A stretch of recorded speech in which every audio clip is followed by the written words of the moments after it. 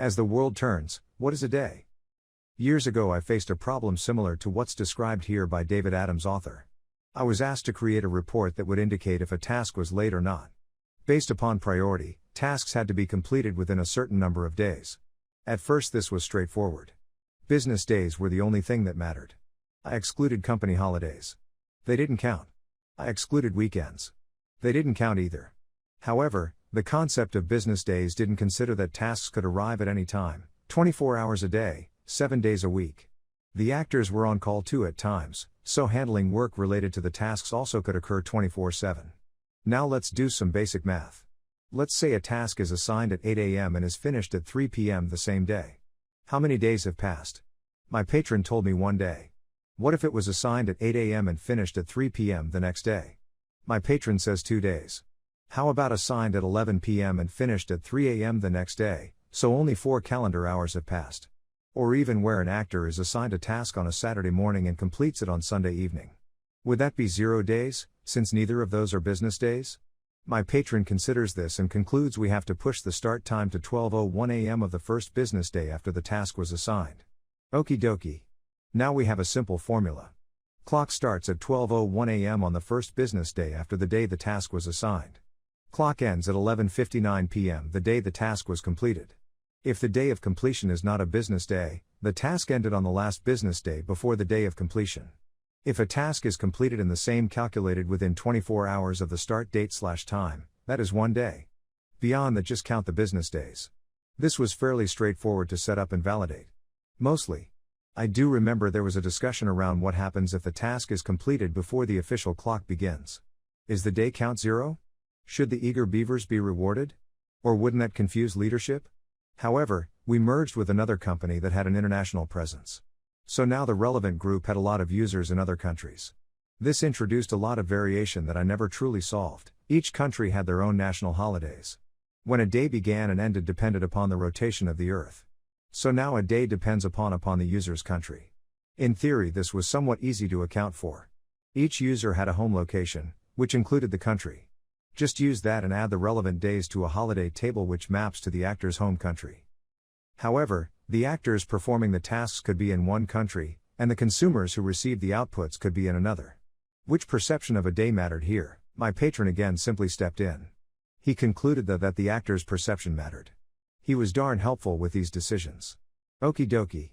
At times there was collaboration between users. In some cases the task would begin in one country, but end in another. Which day mattered here? My patron, after some thought, decided that we would have to switch to the consumer's perception of a day. Great. But which consumers? In many cases they were located in multiple countries too. After some more thought, my patron elected to return to the actor's perception, but retain the concept of a day aligned with the very first actor assigned to the task. This final arrangement prompted some consternation. There were protests from some actors. In some cases a task was reassigned cross-country so that the concept of a day meant the task would be late, through no fault of the person who it was reassigned to. That didn't seem fair.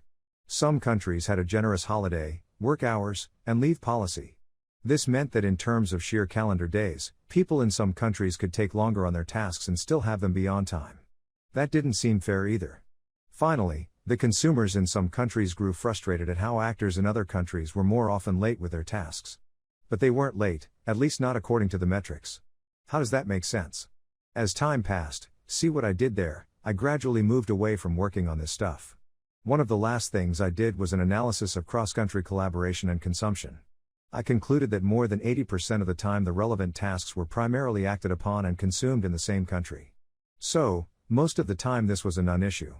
When I last talked with my patron he consoled himself with that analysis. He decided that the gripes would never end no matter what he did, so we might as well stick with this arrangement. He kept the definitions as is. I left as some new on-call policies were rolled out that called the definitions once again into question. I learned that some of continental Europe's worker protections were a lot stronger than in the US. Apparently you cannot simply modify someone's role to surprise. Be on call like you can in the US. Conversations were just starting on how to revise them and I never did learn what the result was. Story 2. Don't bother sending a tech, I'll be dead by then. So my story starts on what was a normal day taking calls on the front line for a large cable company. The job pays well and for the most part the people I deal with are fairly nice to talk to. Quite often we'll get calls from seniors, especially in the morning, who have premise equipment issues such as snow on screen or no signal on their TV sets connected to our digital equipment. Now my heart does go out to some of these folk because up until recently, past few years, we would supply straight analog cable to many homes, coax direct from wall to TV with scrolling guide. However, most cities we service nowadays require our digital equipment to receive channels, and this has caused a lot of frustration with older people who don't know how to operate said equipment, always having your TV set on video or HDMI to get picture.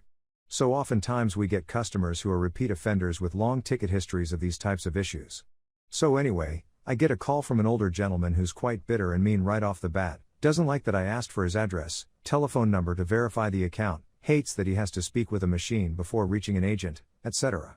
I have some experience handling these types of customers, however this call was going to be a little different. I spent over 45 minutes with this guy, we'll call him Mr. Smith, trying to get his TV set connected to the digital box properly so he could receive a picture. No luck. He was getting clearly frustrated by the whole ordeal and started blaming me for not being able to do my job properly, how I was useless, etc. whatever.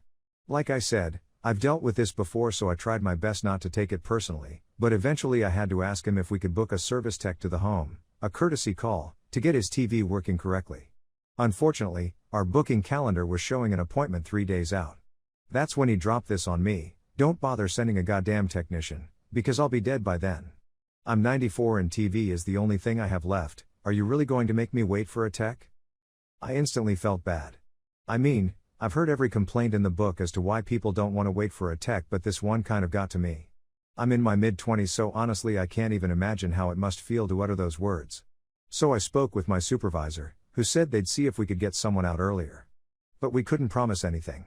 So I let Mr. Smith know, and he was predictably not very happy with my answer. At that point it almost sounded like he started to cry and went into how he has no family left, and no friends that come visit. This was after I asked if there was anyone in his building that might be able to help. Man. I felt terrible, so I took it upon myself to ask Mr. Smith if I could pay a visit. He lived in a small city over from where I was, not very far to drive. He was a little shocked I was willing to do this, but sounded thankful I was willing to come out and help him personally.